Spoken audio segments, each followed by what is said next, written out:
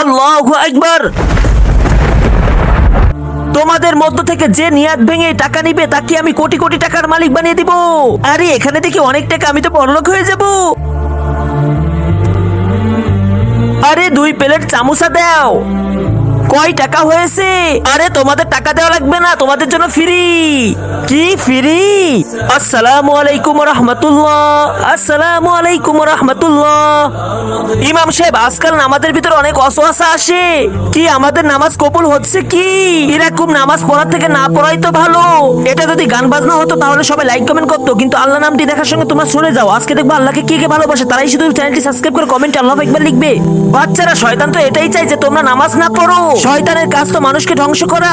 ইমাম সাহেব, এখন আমরা কি করব?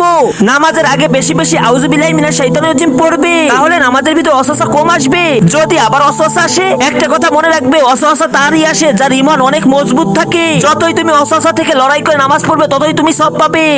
কমেন্ট বক্সে আই লাভ ইউ নামাজ লিখে যান।